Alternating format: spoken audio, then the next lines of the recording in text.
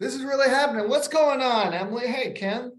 Hey, Carly. Hey, Michael. Hey, Stacy. We're swiping right today. Hey, Trisha. What's going on? What's going on? Nice of you. Afton, nice to see you. We're going to have some friends in here.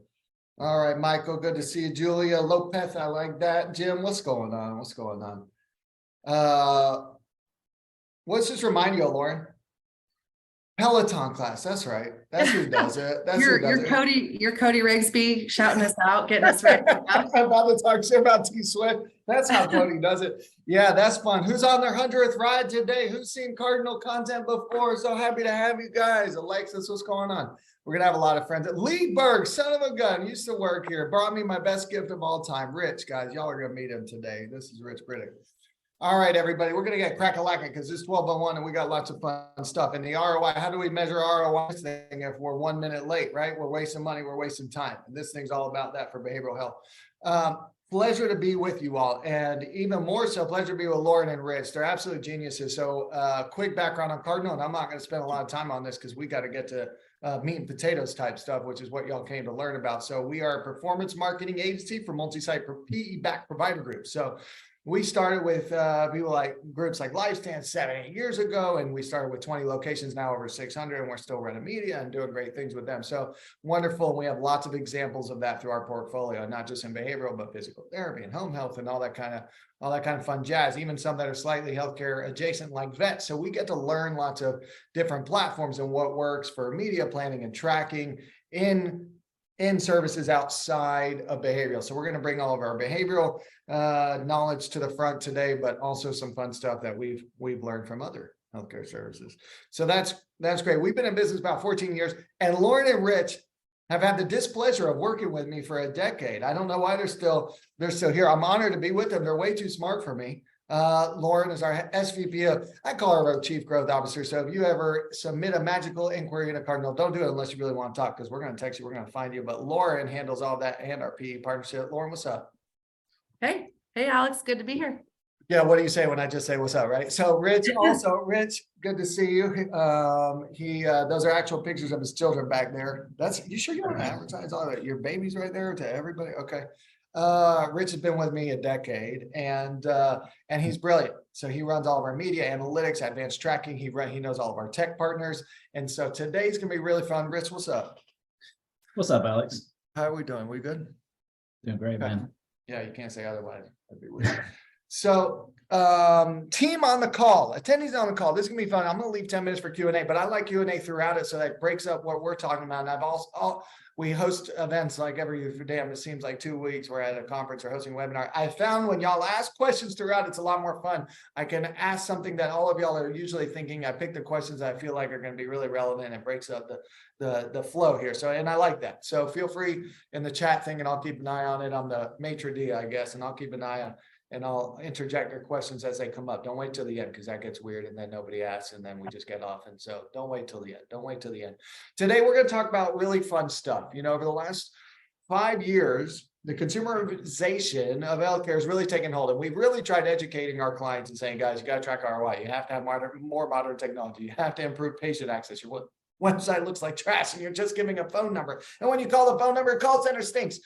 We've been pushing that, and all of a sudden over the last year, interest rates are up. PE-backed provider groups are putting a squeeze on everybody, right? And every marketing dollar must go further. Today, we're going to talk about how we make that marketing dollar go further. And we're not just going to talk about tech to track, right? We're going to talk about how do you run your media more effectively? What are the tech partners that you need? Are you planning the right things? How does your call center look, and everything integrated to get to the point where you know what your marketing dollars are driving in patient revenue? Okay, fun stuff, guys. We ready? All right, let's get cracking. Starting off with you, Mr. Rich. Why is it so difficult to track ROI in healthcare? Is it a HIPAA thing? Is it a HIPPO thing? Is it what's going on? What is making this so difficult? Why do we work and stay up so late every day? Is this not an easy thing? I can't do a button click on Amazon and we're good. What's going on? Why is it so hard? I think tracking depth is, there's a whole host of things going on, right? Obviously, HIPAA adds a certain amount of complexity to the mix, especially in behavioral health, which is a sensitive category, and obviously a place where we've seen HHS impacts and the FTC coming in and suing people over the uses of their data and patient data. And so, whatever you do, you obviously want to remain HIPAA compliant, and the constraints there are getting more and more stringent. And so understanding what is compliant and what is not compliant and what data you can share with platforms to measure the effectiveness of your marketing efforts is becoming more and more difficult. But I think the biggest challenge is often just getting the data, all the requisite data that you need. So like the actual outcome data, like did that person, am I able to track that person actually scheduled an appointment? Then am I able to track that person showed up to their appointment? And am I able to then decipher what the revenue was that was derived from that appointment, or whatever the revenue sort of window is that you're looking at, right? And that's another decision that has to be made, right? Is ROI the revenue from a patient that is off their first appointment, off their first 12 months, off their entire lifetime value? If you're a relatively new platform, do you have any idea what your patient lifetime value is at all, right? And these are real conversations that we have with people where they don't know yet. They don't know the difference between what a patient who's coming in from this service is worth versus this other service. And that obviously plays a huge role in measuring ROI. So I think it's more a challenge of joining all the dots together and actually connecting the data and understanding what data points you need. That is more of a challenge than HIPAA, right? HIPAA is something that you can solve by deploying the right technology. It's kind of a tactical issue and a compliance issue that you can work through with your legal team. But actually getting all of those data points connected together tends to be the largest challenge that we have when we work with organizations. Yeah, thanks, man.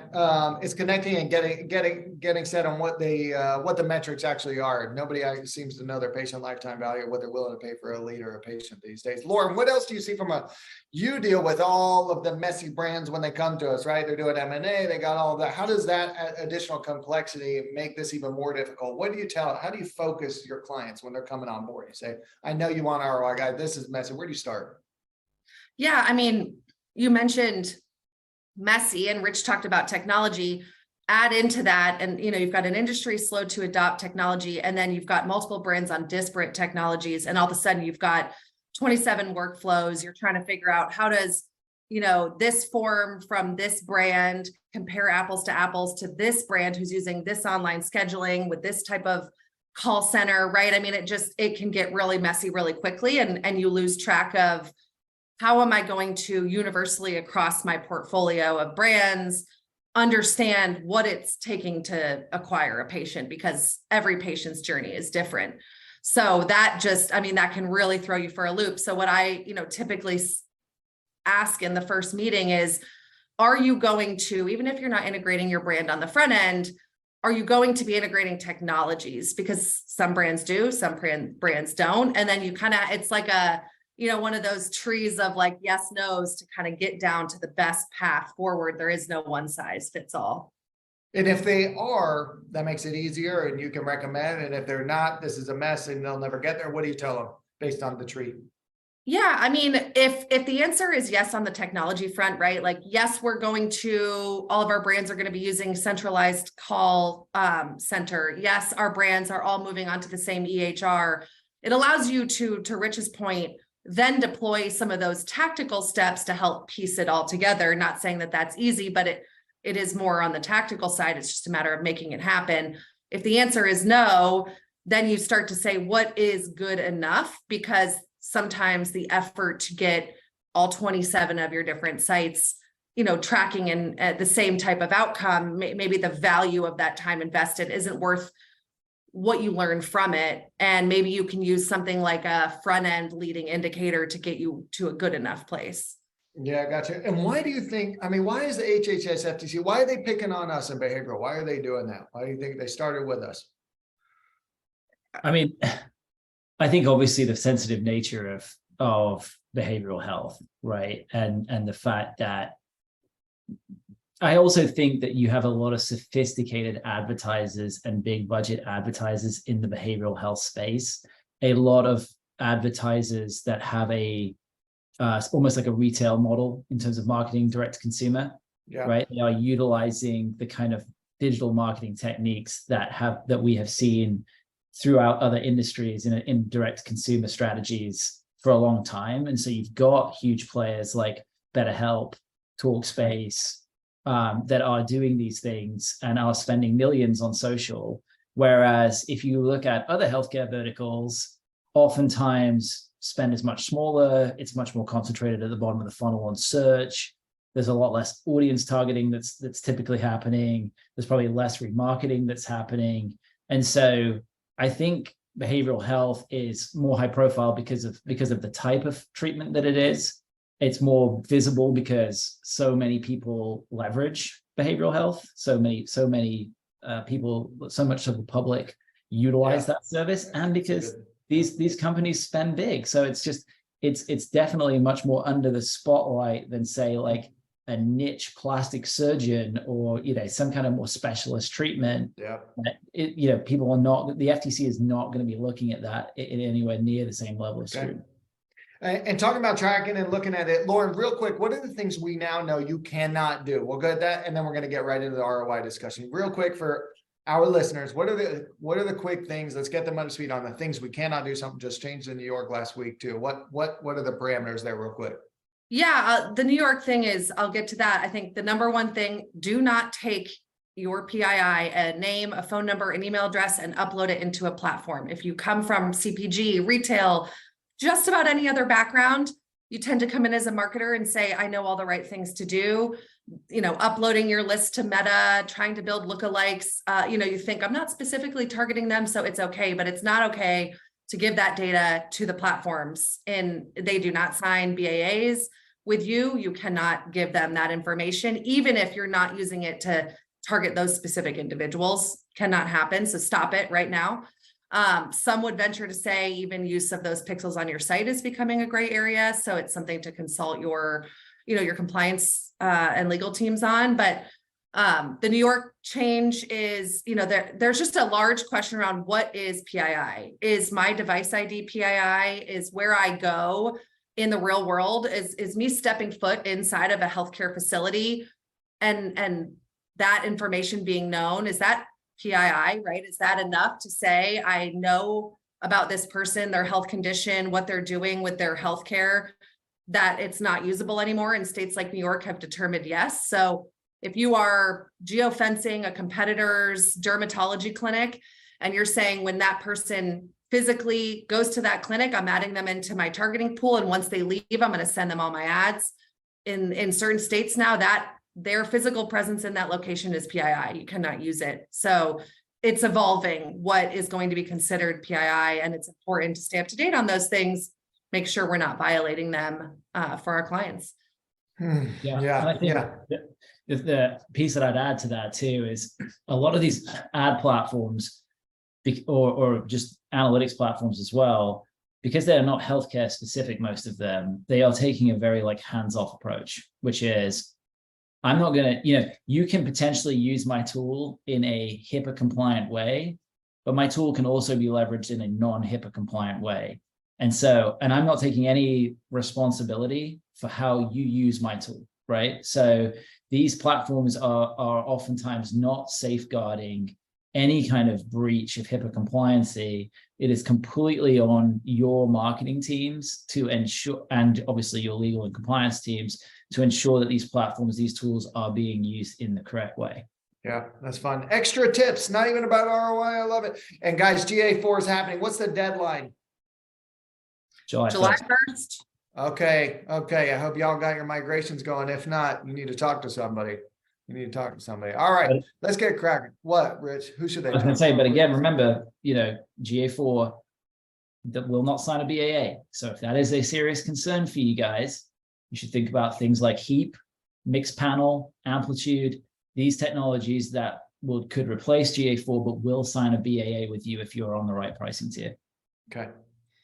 I love it. And we're gonna give a lot of different specific recommendations on technology and strategies and all this kind of fun stuff. Rich has a law degree. You'd also think he was a damn scientist. The way we're gonna do problem statement, what are we gonna do? Thesis, hypothesis, next, Rich, and then we're gonna do measurement plan, tech stack, forecasting. I love it. He's gonna show it. Rich runs a really sophisticated media strategy for our clients, especially ones that have grown tremendously. And we are gonna show without exact specifics exactly how we do that to where you guys are budgeting appropriately and tracking all the way through. All right, Rich, take it away. So what is the issue? What are we getting? Yeah, I mean, I think it's interesting, right? You opened up the conversation with the question about what are the biggest challenges around ROI. And I think one of the biggest things why ROI measurement is not more prevalent is that a lot of companies that come to us aren't even really thinking about ROI. They are working with an agency partner, and we see this almost all the time, where their accounts are set up in the same way, which is, you spending some money on Google ads or on Bing ads or whatever the platform might be, and you're tracking, almost inevitably, you're tracking calls and form fills. Maybe now online appointments, that's becoming slightly more prevalent. And then you're getting a conversion number, which is those two lead actions combined, and a cost per acquisition, right? And essentially you have no idea if the calls that you're driving and the forms that you're driving are actually turning into additional new patients, and if that number is going up, and if you're acquiring them at a profitable rate, because you don't really know how many of them are turning into new patients, and therefore you don't know what your cost per new patient is. And again, your agency probably doesn't know what you're willing to pay for a new patient. And so all the elements that would make up an ROI formula are oftentimes missing. And the agencies that that have been working with our clients have not been trying to guide them towards this new model to really understand what they're getting in terms of return. And so oftentimes also what you'll see inside of these platforms is you'll see this line that's up and to the right of leads, but then what we'll inevitably hear from the client is, well, they're showing that my leads are going up, but my new patient volume just isn't increasing, or it's flatlining, or it's actually going down, but I'm spending more money with them. And I can't figure out what's going on because I just don't have the ability to join the dots together. And, when you're using that model, so many things could be happening, right? So like people are submitting forms at 2 o'clock in the morning, but no one's reaching out to them until 10 o'clock the next day. And then by that point, they've already gone with your competitor, or the forms are a bunch of spam, the lead quality is poor, people aren't answering the phone, the calls that you're driving, especially if you're using things like calls from ads on brand campaigns, they're existing patients, they're not new patients, you've got no way to determine that. You're driving leads at locations with no capacity. Like we see this all the time, right? It's like, oh, the CPA on digital for the lead is so low because there's so many people in that market who are interested in this service. But because there are so many people in that market interested in that service, there is no capacity, right? Because we've already filled the provider's books. So unless we're hiring a new provider, we're just spending there and there's no appointment to book them into, but Google doesn't know that, or the agency doesn't know that. And then things like forms and calls could be duplicative, right? So someone submits a form and then they call, we're counting that as two leads, but it's really just the same person. Mm-hmm. So there's all kinds of reasons, and this is not every reason, but these are just some of the most common reasons as to why you see the discrepancy between the lead volume going up, but it not really impacting new patients at all. Yeah, and we see that all the time. Top right, driving leads at locations with no capacity. We see it all of the time because the media budget is just allocated evenly, and then Google will spend where it's most efficient, where it drives a lead most efficiently, right? And so see it all the time that the spend's not going to where there is actual capacity. So where do you start? You start with goals? You start really getting into the goals, right? So that's, and I think, Lauren touched on this a little bit, but, when we get a client, one of the things that we're trying to do is really understand what the first question that we ask our clients is, if you have to go and stand in front of your board or in front of your C-suite 12 months from now and show the efficacy of this program, what are the metrics that you need to show so that they will not only continue to invest in it, but they will increase their investment level in it, right? And so how do we create that measurement framework? And oftentimes it's like, okay, well, I need to show that I'm driving X number of new patients, or X patients at this location, or X patients per provider at this location, right? And that's when you start to really get into the sort of nitty gritty of what really matters to them. And it's never, the answer is never, I need to drive 100 form fills a month, right? So that goes back to the fallacy of that original setup. It's never that, right? It's never, I need to drive 200 calls. I've never heard someone say that. So it's figuring out how many patients they have to drive, new patients, and it's almost always new patients. How many by service line, how many by location, what the blended CPA target is by various service lines, appointment types, right? So in behavioral health, we work with clients who have different CPA targets for psychiatry, med management, therapy, even virtual therapy. They'll have different CPA targets for TMS. They'll have different CPA targets for esketamine, Spravato. So it's important that you know those things, right? Because if you are just trying to chase a blended CPA, you might end up turning off things like TMS and Spravato because they're harder to get, but the revenue that's driven from them is substantially higher than you'd get from maybe individual therapy or a 15-minute med management appointment once a month for somebody who just needs their Adderall prescription refilling. So these are the considerations that you need to think about in terms of goals. And then it's on the agency or your in-house marketing team to validate how you are going to essentially reach those goals through your digital platforms, right? Is the demand out there on search? Can you spend to meet those goals? In terms of things like if you're doing online appointment booking, what is a realistic capacity goal to shoot for? I mean, Alex, you and I just went through this with a client before the diminishing return gets so crazy because the only appointment left for that provider is at a time nobody wants 3 weeks out, and you just can't close that capacity gap. So there's all these, then you kind of essentially have to validate the goals and translate them into a digital strategy that you think is going to have a good chance of meeting those goals. I think I need my damn Adderall prescription renewed. I can't. Yeah, it's hard. Let's go. What's up, Lauren? HIPAA, violating HIPAA up in here, Alex. At least you did it to yourself. No, I was just going to say, I think you use the word blended CPA, and I think that can mean two different things. We talk about, you talked about it in the sense of blending it across your appointment types, your service lines, Rich. And I think it also stands to be said that blending it with your other channels too, right? So like if we know that through our content and PR efforts on our TMS service offering, we're going to bring in a volume there, like how does that then balance with the paid support? And are we tracking the same things across all of our channels? So I think a flaw is that organizations tend to want to solve these tracking problems for their paid efforts because it's such an acute spend that you can see every day in a big line item on the P&L. But putting those same mechanisms in place across your other channels, your other sources, so that you can see how is my presence on search, my presence on social then impacting my ability to capture additional organic traffic? And am I getting the same efficacy out of, those types of programs? Yeah. And sometimes ROI calculations, and no one wants to hear this, right? Because everybody wants it to be like an exact science, but sometimes it can be a little bit fuzzy. So we're talking to another behavioral client of ours right now about TMS and Spravato, about doing an HCP campaign where we're going to be potentially targeting healthcare providers who will come into contact with patients who have treatment-resistant depression and don't necessarily know where to send those patients on, right? Because they don't have a TMS solution or they don't have an esketamine Spravato solution.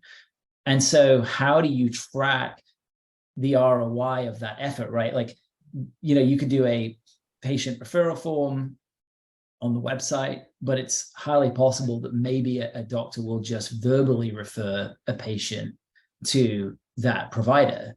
And so sometimes, and then you've got to kind of look in your back end and try and understand where that referral came from, if they had a referral. So sometimes ROI is not always incredibly clean. It has to be somewhat directional, and you just have to measure it as best you can. But yeah, I mean, blended can mean a whole lot of things across a whole lot of tactics, to your point, Lauren. So once you've got the goals, then you've got to figure out how do you actually turn that into a viable measurement plan.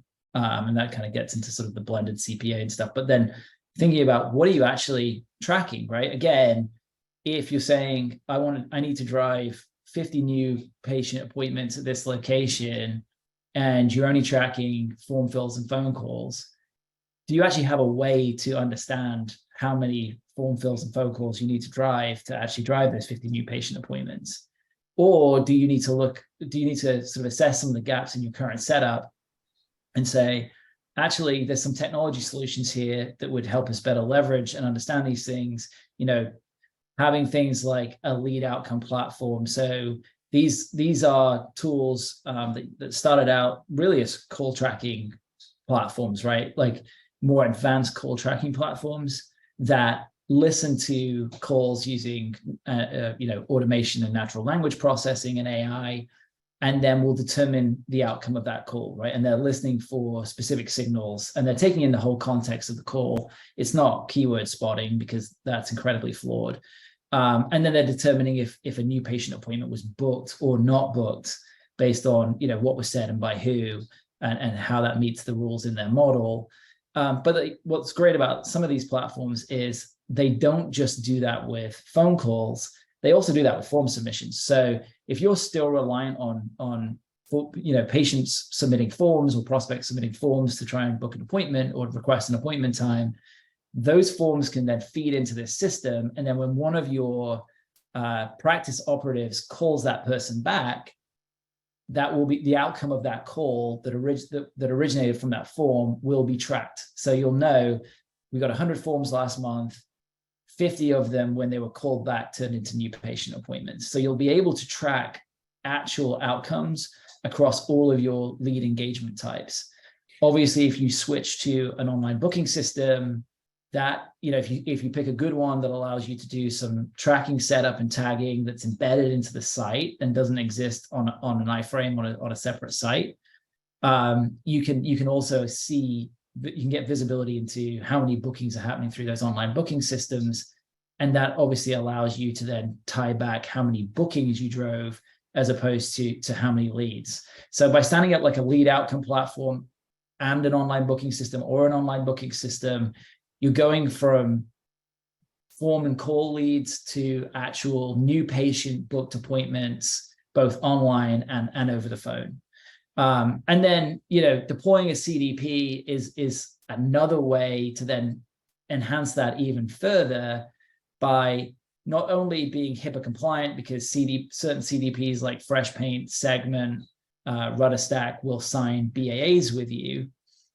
You can also use some of the reverse ETL solutions to pull data out of your EMRs, EHRs, things like Athena, and match it back to the source information of that patient, and understand not only if you drove that new patient appointment, but did they keep the appointment, and what was the revenue then associated with that patient, or what's the projected revenue associated with that patient. So deploying CDP is also a good way to get an even further down that funnel and tie back to actualized revenue or forecasted actualized revenue based on kept appointment of that patient. And let's talk about ROI from a more holistic perspective. The lead outcome platforms also inform you what's going on at the call center, agent, even down to the agents, and if they're picking up, if they're not converting well, right? So this is ROI, and ROI isn't just getting better leads in there, it's making sure they convert, that they show up, the whole thing, right? So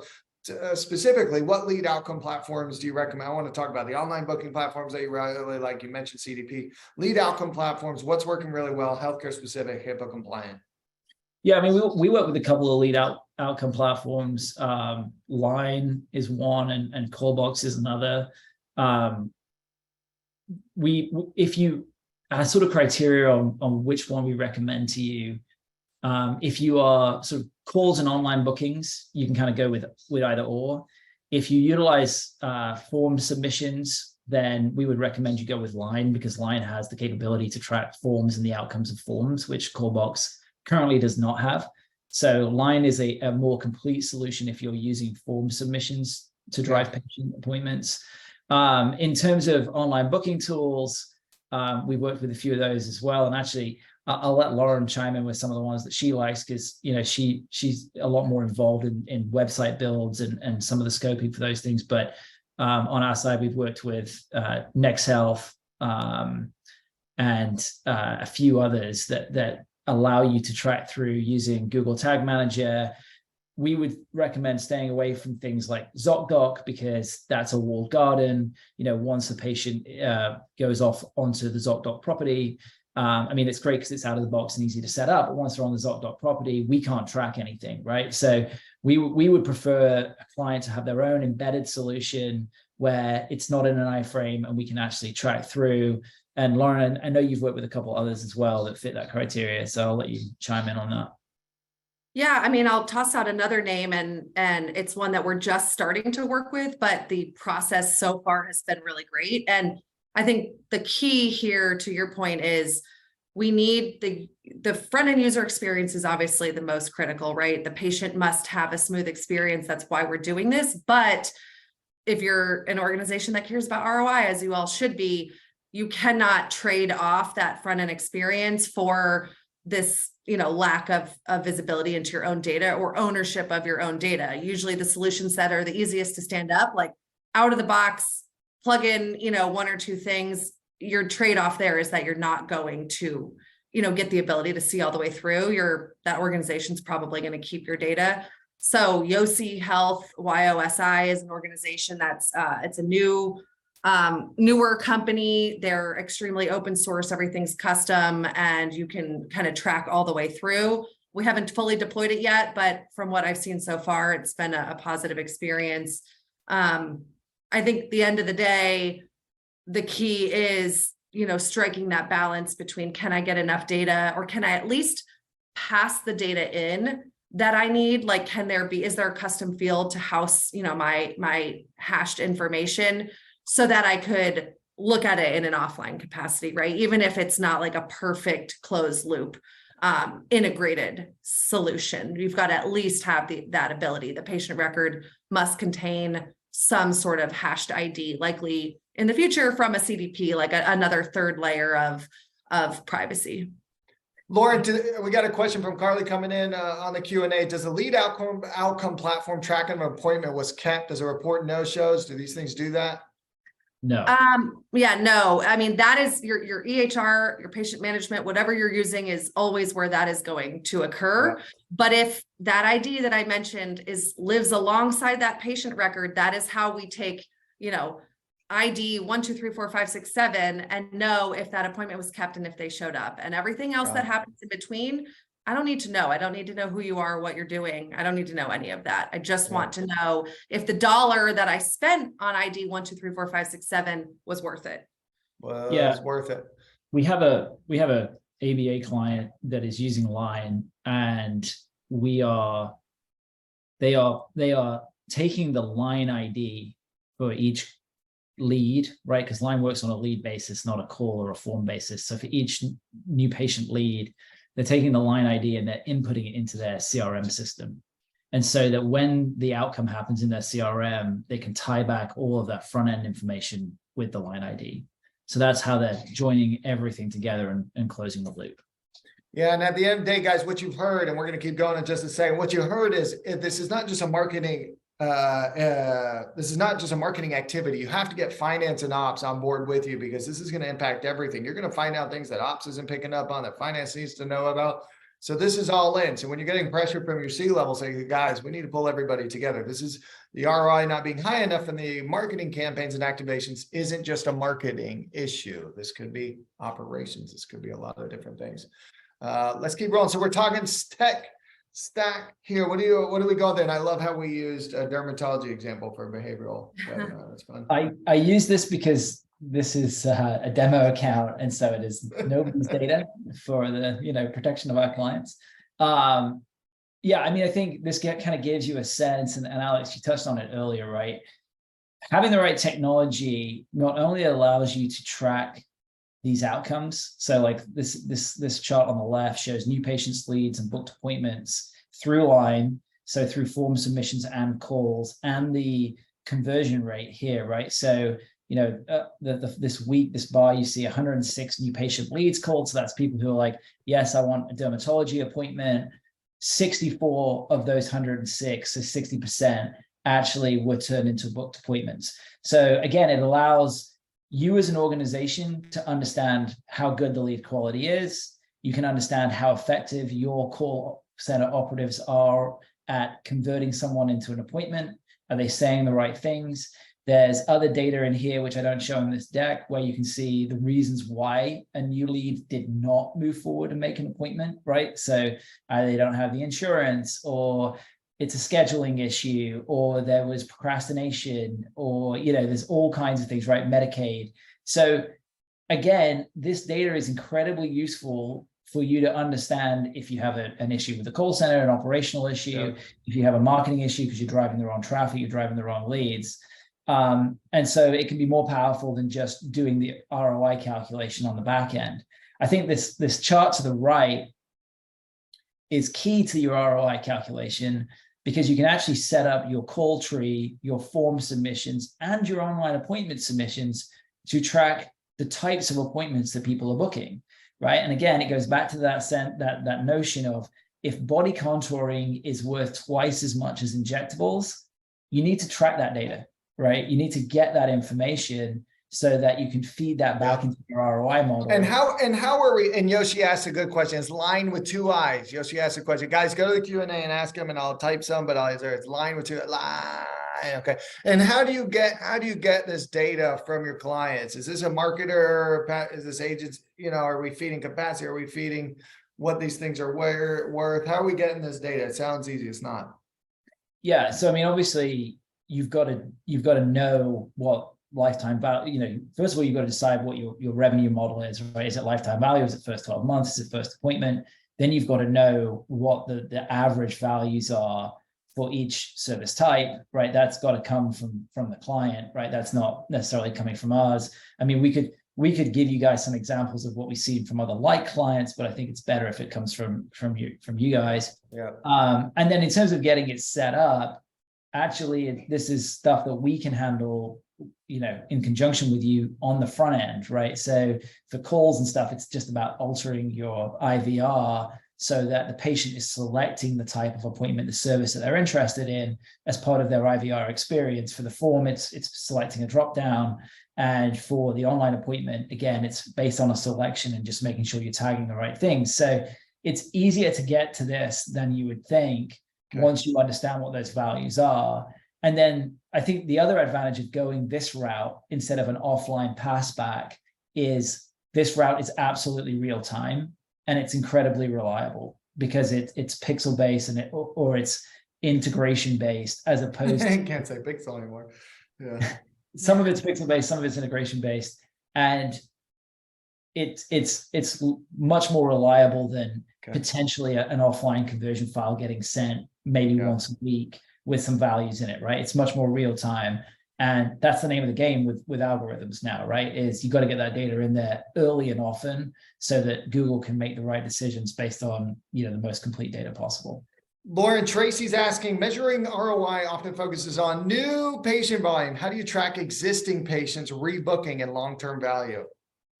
Yeah, I mean, the returning patient piece, I think, is a matter of understanding on the front end, whether they come through a call, an appointment, a form.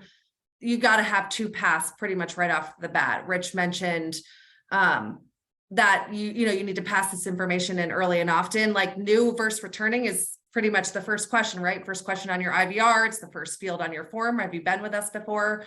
And then you can start to understand maybe how often the same person is coming back through the same marketing initiatives. Hopefully you start to see them come through direct and some of the other channels once there's a brand recognition, right? And in those returning patients, ideally, you've got mechanisms outside of the same tools that you're using for new patient to keep them engaged. So you've got, appointment reminders, you've got, current patient education and materials, you've got the ability to two-way text with them. But you can essentially, track it in the same way that you would new. It's just important that everything is tagged properly.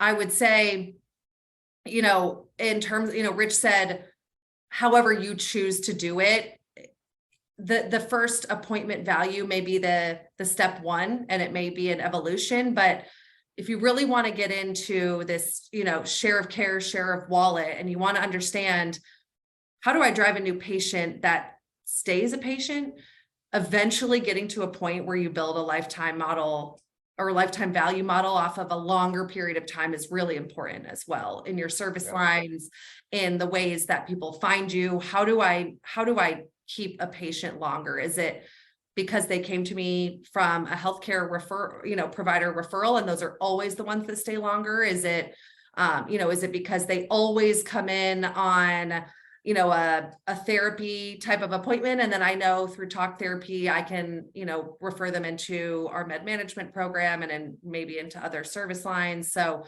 it is important, I think, to move beyond and not just measure digital efficacy off of like first appointment value. You may have to start there if you're new, but you need to work your way beyond that. And a quick tip, a way to save money on any of these platforms is I think you can upload existing patient numbers in there so that they don't count against you, but you can't do that anymore. No, There's a way no. to not have them charge you for the phone numbers that are coming. Well, for line you can. So for line you can. For line you can, yeah. So finally, I knew something Lauren didn't know. Look at that. No, I knew I've been waiting 10 fucking years for that. I think the existing patient question is interesting, right? Like obviously with behavioral health, you have very limited levers for patient reactivation, right? That's what BetterHelp got done for. Part of it was to try and reactivate lapsed patients. So, you can kind of engage with them on search, if they happen to come in through obviously a brand query or a non-branded query. The difficulty is, as a sort of an organization, is determining would that person have basically re-upped had they not engaged with that marketing platform, right? So obviously with brand, I think it's pretty clear cut that you could say, well, they probably would have re-engaged with us as an existing patient as a new appointment, even if they hadn't seen that paid search ad on brand. But if you re-engage with them when they're searching non-brand and they're further up the funnel and they're maybe actually considering you against other providers, but they've been to you before and they end up coming in, then I think you can look at that as a touch point that drove them back to you and give that touch point some partial attribution of patient value. I got it. One thing I'll add, I mean, we're in a discussion right now with people in the mental health space. And I know everybody, like, people don't just accidentally fall into this arena. They come here with purpose. And I mean, ultimately the goal is if you can, to get people to a place where they don't need your service anymore. So I'm always conscious of this conversation around like reactivation of patients, right? If there is a need, be there. And if there's not, it's not like the example Rich said, like cross-selling, right? That's not the purpose here. The purpose is to try to get people to the point where they may not need your care anymore. So I just want to say, I know that a lot of people on this call are in it for that reason. And that is exactly what Rich is saying. Like if they're going to come back through essentially a funnel, meaning maybe their experience wasn't memorable enough to stick with you, maybe they haven't needed care for a couple of years and now they're back to the drawing board thinking they're going to find a solution again. Though that's kind of where you want to be at least able to track, like, I know this person, I've engaged with them before. Mm-hmm, mm-hmm. And I've had a therapist for 14 years. I always say therapy, they don't fix what's broken. They keep you from breaking. It's not something I want to reactivate. It's kind of always on. So I wouldn't envision like, and I'm coming back. Lauren, real quick, Anthony wants to know, how do you get clean attribution for those that enter through different channels or go online to call and then track them to the right attribution channels? Is it really about channel specific stuff or aggregate? I mean, there's a reason there's multiple attribution models, and you mentioned getting ops and finance and the other departments of your organization on board. Have a discussion with the people who you are reporting to around the different models and what makes the most sense.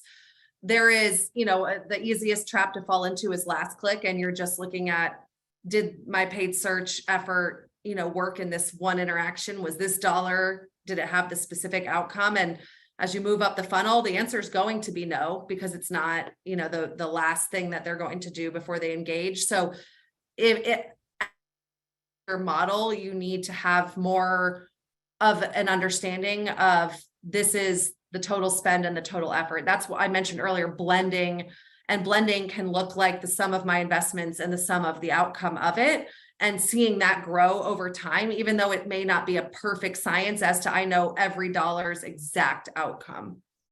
A good measurement framework also will measure the individual KPIs that you expect that channel and that tactic to deliver, right? So if I'm running video views at the top of the funnel, I'm probably trying to get, X number of 50% video completions or 75% video completions to build a warm audience that I can then re-engage in the middle of the funnel. And I'm probably trying to do that for 3 cents per video view completion, right? I'm not thinking about how many new patient appointments I'm going to drive from video at the top of the funnel.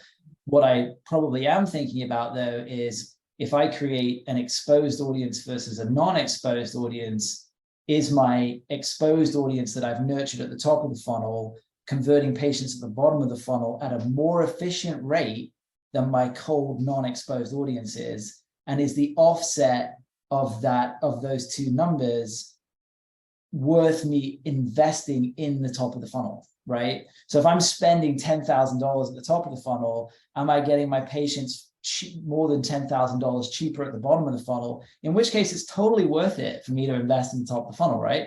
So that's all about having a pretty rigorous measurement framework so that you can understand how all those elements play together. Rich, I'll give another example of that. We see the same thing like with organizations opening de novos. You enter a new market and you see that there's no brand presence and your cost to acquire a patient on non-brand. So not only are you 100% reliant on your non-brand keywords where the clicks are more expensive, but the brand recognition, like your click-through and conversion rates are lower because there's no like preconceived, trust in the brand. And you see like 3, 4, or 5 times the cost per acquisition in those markets because there's no brand. So investing pre-opening in the brand, if it can drive your cost per acquisition at the bottom of the funnel down to, manageable levels, is that investment worth it? Even though that dollar spent on that video ad isn't what drove the application or the online appointment specifically. At the end of the day, you have to measure business impact. The only way, if you can't track every touch point, check how weekly visits, patient visits, new patient volume is going at various locations that have the branding, the display, the social ads campaigns going for a month, and then track them against. Without it. Lee wants to know, old Soldierberg wants to know, does data integration from CRM to AdWords for conversion purposes fall under the HIPAA violations like what Lauren referenced earlier with building lookalikes? Lauren, real quick, 5-second answer for Soldierberg. This is where something like a CDP comes into play. That's a gray area, Lee. And organizationally, it's something that you have to decide. We can advise with you on it, but the world is moving towards, the GCLID or any of those IDs can be considered PII in the future. So bringing in like a third-party way to scrub that data further, and then being able to bring it back in platform in a way that we know, Google doesn't know the device ID or the specifics of that person. So it's a bit of a non-answer, but the future may look like that it is a violation. Yeah. It's moving in that direction. Rich, the CDP thing, that's like a fresh paint, right? That's what we're using with some clients. What is the rate cost range? We got behavioral groups, small, Josh has got with just venture capital all the way up. So what's affordable here? The pricing really varies because it's based on MTUs. So it's based on monthly users essentially that are coming to the website.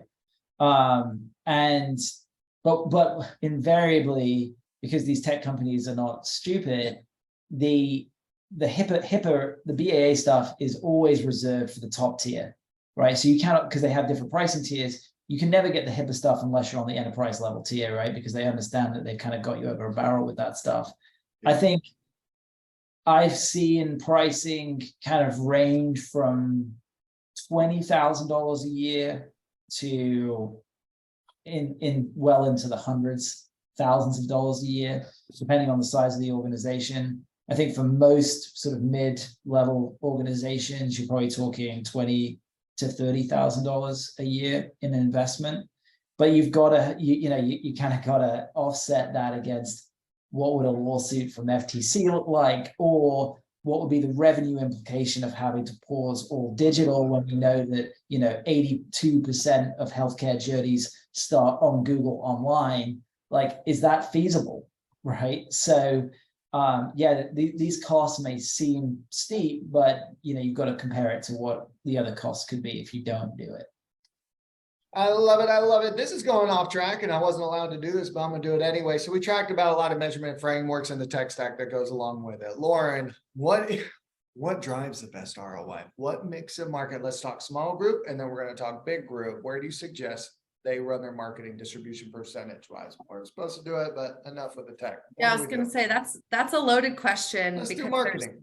there's so much nuance.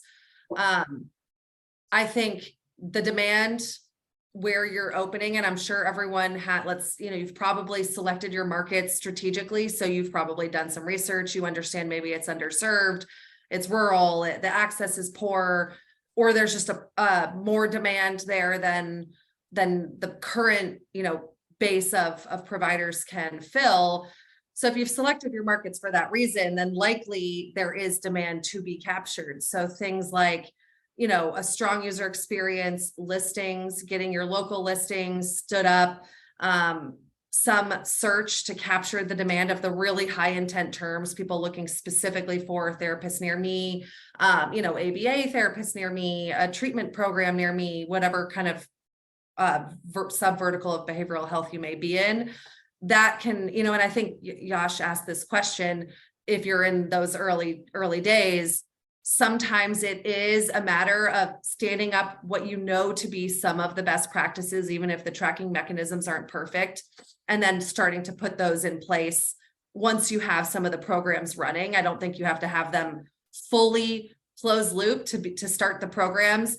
Get the call tracking in place, understand at least a quality signal coming from the people reaching out to you. Are they a new patient and did they inquire about booking an appointment? That is directionally good enough to get you started. For the larger groups, I know Rich and I mentioned a few of those examples already, opening at a rapid pace. What does my new market entry plan look like? How do I stamp and repeat that out every time? You need to move up the funnel. You need to think about building a brand. You have to build trust. It's all about trust, especially in behavioral health. We know it's a sensitive topic. How are you going to do that? What is your brand story? What do you have to say to these people that is worth their 15-second stop on their feed? Build assets to tell that message and then find them where they are. So if your demographic is the matriarch, then if she's spending her time mostly on her social channels, then that's a good place to reach her.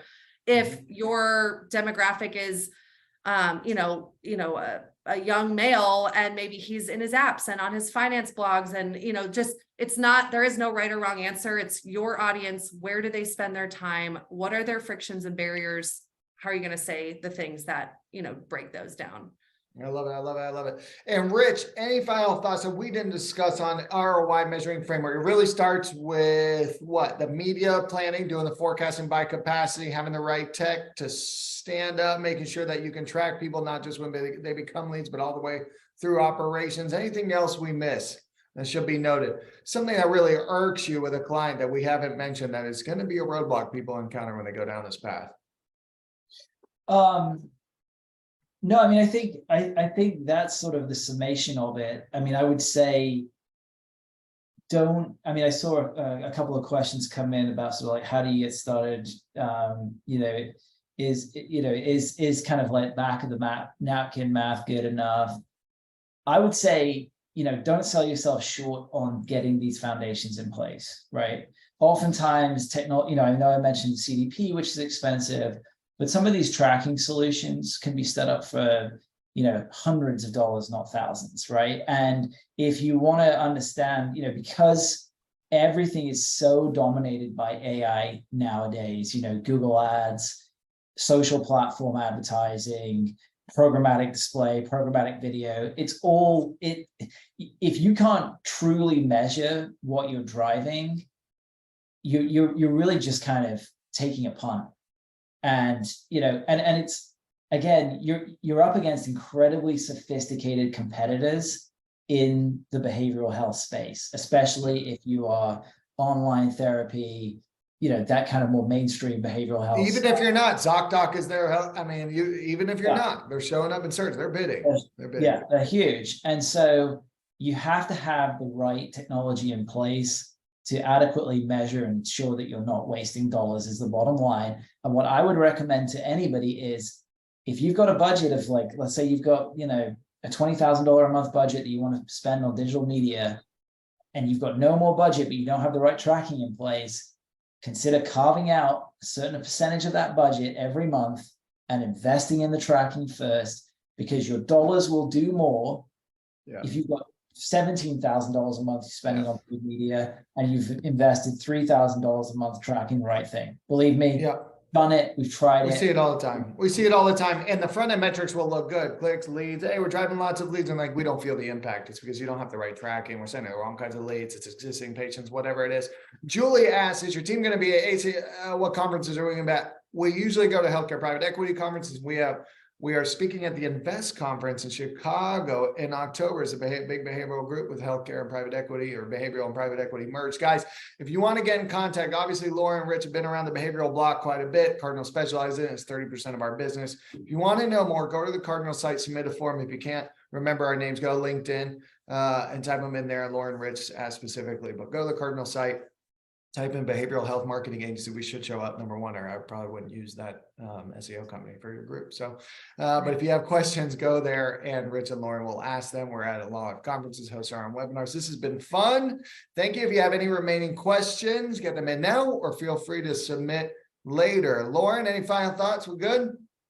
Yeah, I mean, I think we're good. I was just going to add, it could open a whole nother door in the conversation. We talked a lot about the lifetime value, and I know like revenue cycle management adds its own entire, layer of complexity that we didn't get to, but like, we talk about actual patient revenue, and that can be such a lagging, thing that you actually capture. So I was just going to add in there, like, if you can look at all of your service lines and you can weight them, right? It doesn't have to be, this is exactly what this patient is worth or exactly what I'm willing to pay. It's relative, right? Within my ecosystem, what is the relative weighting or value of a patient coming through on this service relative to everything else I offer? It doesn't have to be exact. I think a lot of people, they get stuck on like the ROI calculation or the quality signals because they don't know like exactly how much money they're going to get paid based on this patient for this service in this state for this,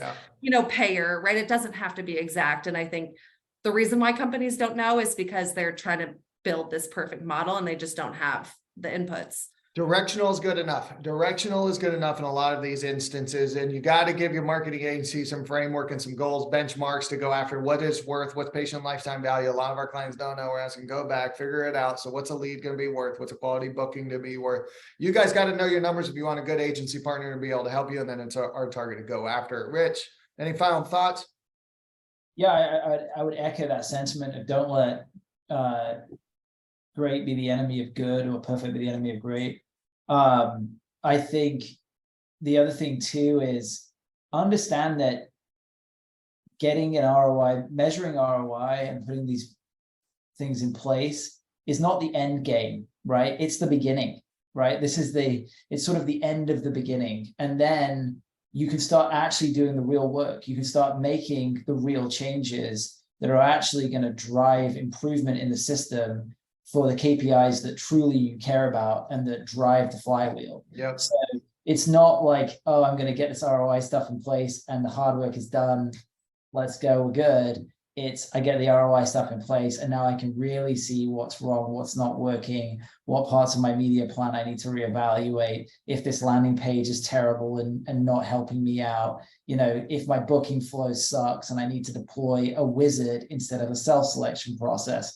Like, these are real things that we do because we can measure end to end and see what drives what pieces of the puzzle. So just know that it's not the end, it's just the beginning. It's the beginning. At the end of the day, guys, I want y'all to remember this one thing. If you can't track every piece of ROI, just know if you still have ads and you're still present on the web and you're educating people, that's a patient that got connected with care that maybe didn't do something really terrible to themselves or was able to get back to their family in a really healthy spot. So if you don't know your exact ROI, just know you are still probably reaching the right kind of patients and helping connect them to care. That's why I love the behavioral space so much, man. It's really meaningful.